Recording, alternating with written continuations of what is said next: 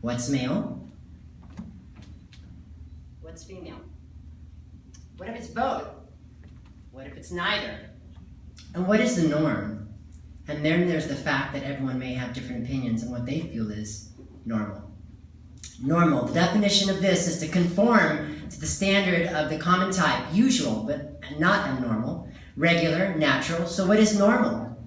That's quite the question. According to the definition, it can be fluid. Normal yesterday may not be so normal today or vice versa. Therefore, the answer has evolved over time. The standard changes. Think of the church. An organized religion has changed to relate with the modern era and perhaps interpreting its purpose and vision in today's world based on ancient scriptures from history that is so vastly different than now. When you get down to the science and philosophy of it all, why limit ourselves into this thinking? Nothing on our planet is apparently black or white. It's more than just two parts. Just look at culture. It's diverse and always changing. There's more to just the binary definition of gender. What about tomorrow? So who's to say or predict 100 years from now that it may be normal to choose your gender, perhaps to find no gender at all? And after all, in today's technology, there exists the possibility of choosing the gender of your child. But what if we choose wrong? What if the child chooses to identify differently when he or she is grown? Is this morally correct in the natural order of things? That's another topic of discussion, but life and the world around us continue to move forward, and we should be free to decide how we live it, so long as it doesn't harm another or yourself. So to get back to the question at hand, how would I define how I identify with my gender? Would that be now or when I was younger? I suppose to begin to answer that question, I would start by stating that at a young age, it was made very clear to me that I was a boy. I would also have to state that my gender identity evolved for me over time. There was this inner conflict, and somewhere inside of me, I felt maybe I should have been a girl. Perhaps just a thought, but a thought that I carried the rest of my life. What defined me between my legs did not correspond with what I necessarily felt. But I was loved by my parents, given a good home and proper upbringing, and I adjusted to the best I could to conform to what society or how my parents taught me to believe. I suppose that there may be a difference. Therefore, they could only act what they knew and what they thought was in my best interest, and to what the world at the time would consider normal. So growing up, there was a clear definition as to what a boy was and what was a girl. And oddly enough, my interpretation at a young age wasn't necessarily about what was between my legs. Although what was there gave me the social cue as to how I was supposed to behave or be. Boys were on one side, girls were on the other. But on that scale, I stood somewhere in the middle. I wasn't completely clear how could I be. I was just a child. But I knew how I felt, and on a deeper level, I suppose I did know. But just didn't have the confidence to open up about it. So this made me a shy boy, or maybe an embarrassed little girl who couldn't come out to play.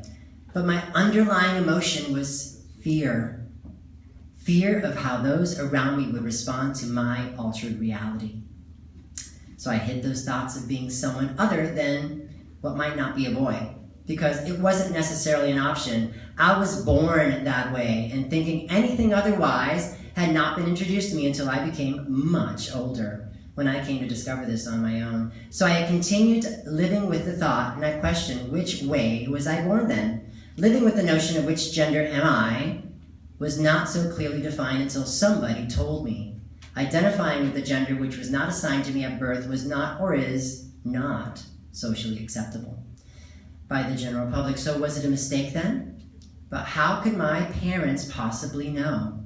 They could not know until I could define it for them, or when society would reveal it to them. And then the question is, could they understand? Would they accept another truth that is not the socially acceptable, especially with their child, and how do I get to explain it? I was fascinated by the feminine thought process, the female appearance. I clearly wanted to identify more like the other girls, and when I saw pictures and looked towards role models, I gravitated to the female identity, but only in secret. My clandestine thoughts were that I might be a tomboy. I had many male influences, and I suppose for the most part I enjoyed my childhood as a boy, or maybe I should just say my childhood, period. I mean, what's gender, right? There were male characters I wanted to try to be like, not just girls, so clearly it wasn't so definite, was it? But I am what I am, I know what I know. The bottom line is that there are girls who look up to boys and boys who look up to girls. Doesn't mean it has to be so apparent, just mean there are qualities that we want to try to emulate, and maybe not so much that gender distinction. So where did my influence come from besides mom and dad? Well, I had heroes like Han Solo, right, from Star Wars, Captain Kirk from Star Trek, Christopher Reeve as Superman, I love Superman, and Adam West as Batman. All pretty much alpha males, right? Well, maybe not Adam West with those tights. But then there was another role models that I kept in secret. Linda Carter as Wonder Woman. I mean, who wouldn't want to twirl around and become a Glamazon princess? Princess Leia of Star Wars. Who wouldn't want to be a princess? And maybe even Daisy Dukes of the Dukes of Hazzard, right? I love that girl power of driving around in a muscle car.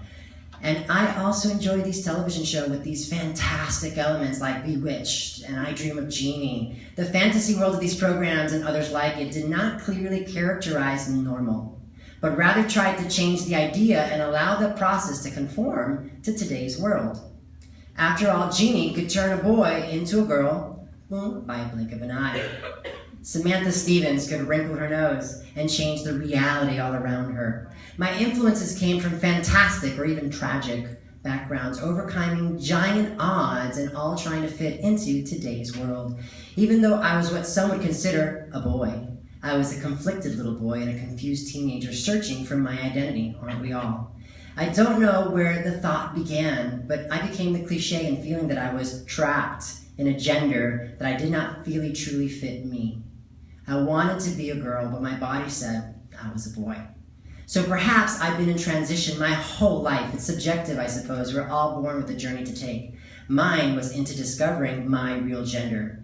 But what if that decision had been made for me at a young age? Let's assume that my parents would have been educated and progressive and enough to allow me to become the gender that I felt I was, that I'm now. What would have been my childhood? How would my life be vastly different? Maybe I could have been a girl my whole life and not just a girl that grew up like a boy, who now lives as a girl, or more actually, a woman now. I was not allowed the experiences that a young girl would live through in her rites of passage into womanhood. No, that came much later for me, and I was an adult.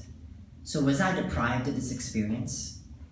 Alas, my soul, regardless of my upbringing or circumstances, was always female. It was the circumstance and time that I lived through what created my experience, my transition, successful one today, and maybe because of how I was raised, but perhaps my journey could have been an easier one. Although either way, it may not have been easier. Either way, there was still a journey I needed to make. I suppose all I could ask for was to be loved and accepted. So the short answer to this question is the binary definition would not fit my circumstance because I lived both male and female. That's true. And in the end, lived both of these experiences, even though through it all, I've always felt that I identified in the opposite gender than that of my genetic birth.